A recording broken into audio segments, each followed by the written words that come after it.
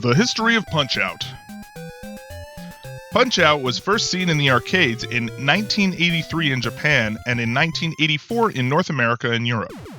Genyo Takeda from Nintendo's R&D 1 was the lead developer on the game.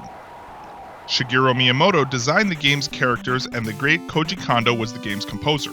Due to Nintendo ordering too many video monitors for the hit arcade game Donkey Kong, they set out to use the overstocked monitors for a new arcade game. Punch-Out was designed to use two screens just to use the excess amount of monitors on hand. The top screen shows your opponent, the round you are in, and the score and the time, while the bottom screen shows the actual gameplay. Each opponent had different movesets that could be memorized. The player could then use a different strategy to defeat each opponent. The game was a huge hit in the arcades, so later in 1984 Nintendo released the game and watch version of Punch-Out. Then a year following, Nintendo released an arcade sequel called Super Punch-Out. Like the original, Super Punch-Out was led by Genyo Takeda. It shared the same arcade cabinet design as the original, again using the dual screen concept. Also, like the original, the player controls a wireframe character so the player can see the whole body of their opponent. Most of the gameplay was the same with a few minor tweaks. Super Punch-Out brought us a lot of the series' recurring characters like Vodka Drakinski. Super Punch-Out was also ported over to several home PCs with the name change Frank Bruno's Boxing, where the player controls the famous boxer Frank Bruno instead of the nameless protagonist of the originals, later known as Little Mac. In 1985, Nintendo released their last arcade title before turning all heads towards their new home console, the Famicom in Japan, and the Nintendo Entertainment System, or NES, in North America. The last arcade title independently released by Nintendo was actually a spin-off of Punch-Out called Arm Wrestling.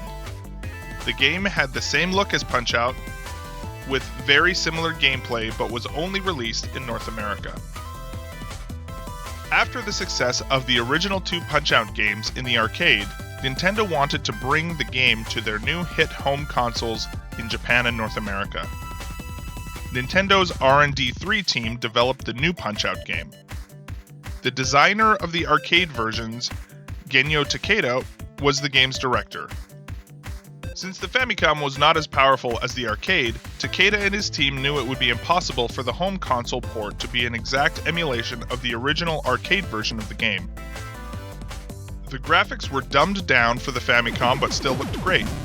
Instead of making the playable boxer wireframed or transparent to see an opponent, they decided to shorten the playable boxer so that players could easily see opponents.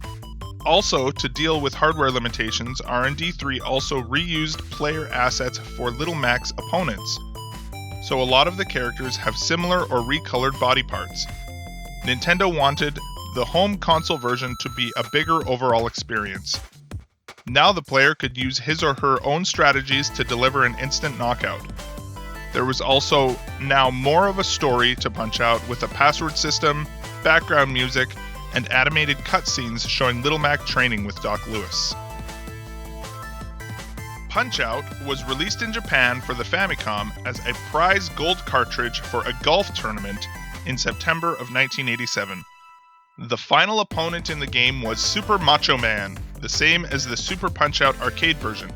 Punch-Out was set to come to North America and the NES, and probably would have had the same fight with Super Macho Man, but Minoru Arakawa attended a boxing match, and when he saw the young winner of the fight's power and skill, he was amazed. That boxer was none other than Iron Mike Tyson. Arakawa was so amazed of the young fighter, he wanted to use the athlete's name and likeness in the upcoming Punch-Out game to help sell the title. After the deal was done with Tyson for him to be in the North American release of Punch-Out in October of 1987, Mike Tyson knocked out the current champion Trevor Berbick in the second round to become the new World Heavyweight Champion on November 22, 1986.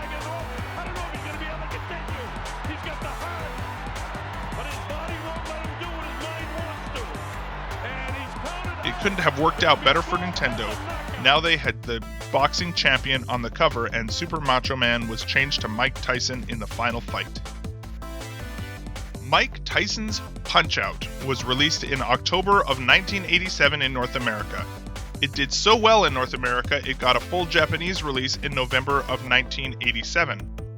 Punch-Out was well received by critics and is thought of as one of the best Famicom or NES games of all time. Players of the game might also notice the surprise appearance of Mario as the referee. Mario was added by the game's artist Makoto Wada, who has since stated that he did this without the permission of Mario creator Shigeru Miyamoto. When this was revealed by Wada, we also learned of a trick that went undiscovered for 22 years. If the player throws a punch at Bald Bull when a light flashes at the bottom right hand of the screen, Little Mac delivers a knockout punch to the body. The game sold well, but in 1990 Nintendo chose not to renew their deal with recently defeated Mike Tyson. A final version of the game was re-released in 1990 called Punch-Out, replacing Tyson with an original character, Mr. Dream. There have been a few more entries to the Punch-Out series with games for the Super Nintendo and the Wii. Little Mac has also been seen in other Nintendo games, such as most recently Super Smash Bros. For the Wii U and 3DS. Mike Tyson famously waited 26 years to play Punch-Out. Now the game is on the Wii and 3DS Virtual Console, so everyone has a chance to play one of the best boxing games ever created, Punch-Out.